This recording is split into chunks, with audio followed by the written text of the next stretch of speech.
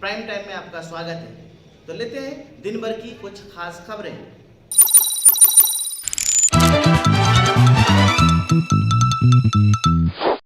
राज्यपाल आनंदीबेन पटेल आज मध्य प्रदेश विधानसभा पहुंची। पूर्व मुख्यमंत्री कमलनाथ का विधानसभा में बयान, जल्द मिलेगी भोपाल को हाईटेक आरटीओ की सौगात। गिरीश गौतम निर्विरोध चुने गए मध्य प्रदेश विधानसभा अध्यक्ष। सज्जन सिंह वर्मा ने कहा, सत्ताधारी पार्टी बीजेपी के नेता बलात्कार के आरोपी। मध्य प्रदेश शिक्षा स्वास्थ्य मंत्री विश्वास सारंग का बयान। खबरें अब विस्तार से। राज्यपाल आनंदीबेन पटेल आज मध्य प्रदेश विधानसभा पहुंची, जहां पर उनका स्वागत किया गया। पूर्व मुख्यमंत्री कमलनाथ का विधानसभा में बयान, बीजेपी ने पुरानी परंपरा तोड़ी है, इसीलिए मजबूरन हमें उपाध्यक्ष का चुनाव कराना पड़ेगा।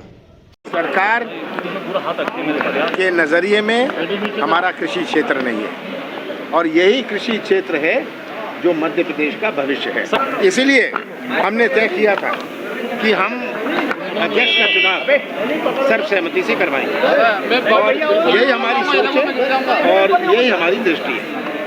जल्द मिलेगी भोपाल को हाईटेक आरटीओ की सौगात। परिवहन मंत्री गोविंद सिंह राजपूत ने कहा, जल्द मिलेगी भोपाल को हाईटेक आरटीओ की सौगात। परिवहन मंत्री गोविंद सिंह राजपूत पहुंचे नए आरटीओ कार्यालय और वहां की व्यवस्थाओं का जायजा लिया। आधुनिक आरटीओ कार्यालय हमारा खुल रहा है और इसमें कई चीज़ें आप खुद हम देख रहे हैं। मैंने अभी ड्राइविंग ट्रैक पर मैंने खुद चलकर देखा। अब बहुत सारी ड्राइवर बहुत ज़्यादा अनुभवी नहीं होते हैं। हम देखते हैं गांव में आदमी ट्रैक्टर से ड्राइविंग सीखता है, वो सीधी बसें और बड़ी बड़ी ट्रक चलाने लगता है। ये आधुनिक व्यवस्था है हम लोग जो मॉडर्न कर रहे हैं और सुरक्षित और अच्छे ड्राइवर बन सकें। खुद की गाड़ी भी चलाएगा आदमी तो खुद सुरक्षित रहेगा, कमर्शियल व्हीकल चलाएगा तो लोगों को सुरक्षित रखेगा। इसके लिए जब हम लाइसेंस बनाएंगे तो हम उसको इसमें चलवाएंगे। गिरीश गौतम निर्विरोध चुने गए मध्य प्रदेश विधानसभा अध्यक्ष। नवनिर्वाचित विधानसभा अध्यक्ष गिरीश गौतम बोले, सीनियर विधायक नए विधायकों को साझा करें अपने अनुभव।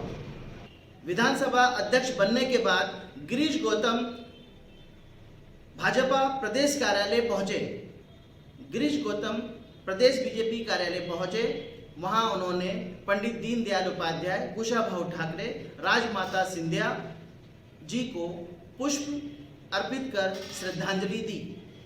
मध्य प्रदेश से बड़ी खबर, सज्जन सिंह वर्मा ने कहा, सत्ताधारी पार्टी बीजेपी के नेता बलात्कार के आरोपी। सतना में बच्ची के साथ हुआ बलात्कार का आरोपी भाजपा का मंडल अध्यक्ष निकला।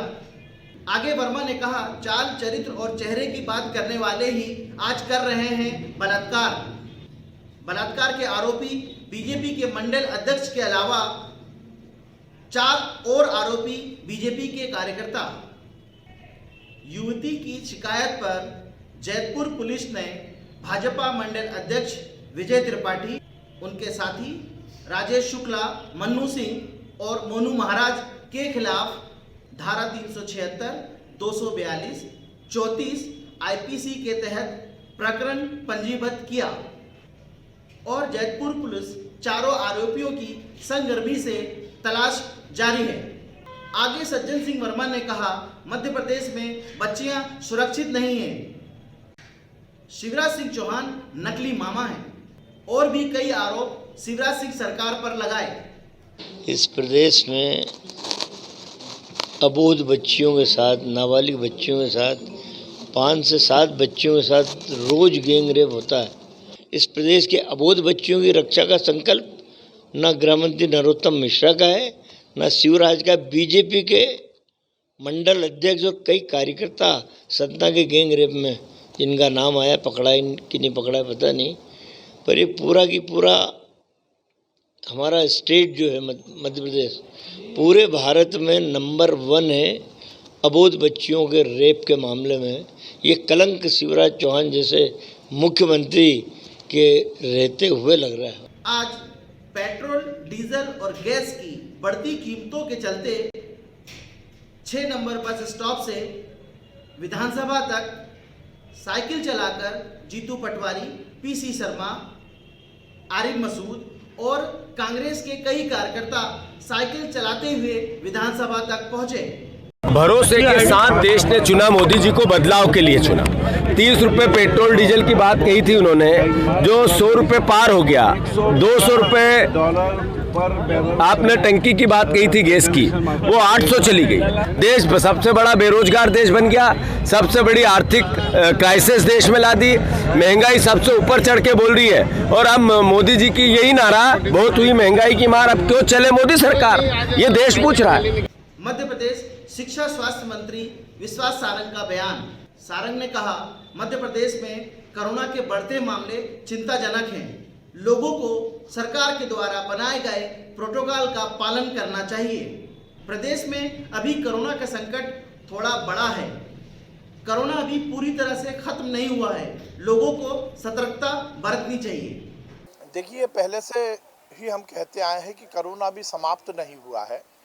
कोरोना की गति मध्यम जरूर हुई थी, परंतु हम जिस प्रकार से देख रहे हैं महाराष्ट्र, केरल और देश के बाकी राज्यों में भी कोरोना पॉजिटिव की संख्या बढ़ रही है, तो उसके साथ ही हमारे शहरों में भी अपेक्षाकृत जो पिछले 1 महीने से संख्या थी उसमें थोड़ा सा कुछ इजाफा हुआ है।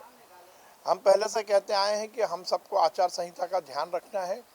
प्रधानमंत्री जी ने भी यही कहा था कि दवाई के साथ साथ कढ़ाई भी, तो कहीं ना कहीं कड़ाई के साथ हमें हमारे प्रोटोकॉल का ध्यान रखना पड़ेगा। मास्क का उपयोग हम करें।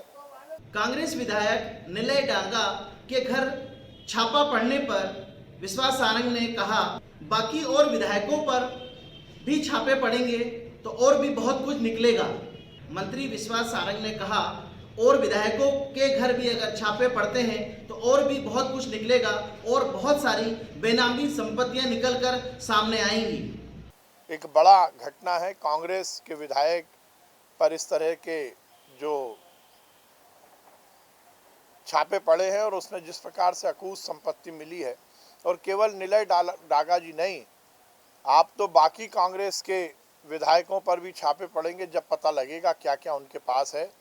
कमलनाथ जी और बाकी कांग्रेस की सरकार के मंत्रियों ने जिस प्रकार से भ्रष्टाचार किया, यदि आयकर के छापे और बाकी जांच एजेंसियों के छापे यदि उस समय के 15 महीने की सरकार के मंत्रियों के घर पर पड़ेंगे तो और ज़्यादा संपत्ति और बेनामी संपत्ति हमें देखने को मिलेगी। कांग्रेसी विधायक और नेताओं द्वारा साइकिल से विधानसभा पहुंचने पर मंत्री विश्वास सारंग ने कहा, ये सब नोटंकी है, साइकिल चलाना है तो परमानेंट चलाएं, जनता को गुमराह ना करें। कांग्रेस की अजब गजब कहानी है। जब 15 महीने में सरकार में थे तो हवाई जहाज से नीचे की बात नहीं करते थे। जेट खरीदा, मुख्यमंत्री और मंत्रियों के बंगले में करोड़ों रुपए खर्च किए और उसके कारण गरीब जनता पर पेट्रोल और डीजल पर वेट बढ़ाने का काम कमलनाथ जी ने किया। ये हमारी सरकार ने नहीं किया। ये जो वेट बढ़ा है ये कांग्रेस की सरकार के समय बढ़ा है, कमलनाथ जी की सरकार के समय बढ़ा है। क्या जरूरत थी मुख्यमंत्री के बंगले पर करोड़ों रुपए लगाने की? हमने उस समय भी विरोध किया था। क्या जरूरत थी मंत्रियों के बंगले पर करोड़ों रुपए खर्च करने की? हमने उस समय भी विरोध किया था।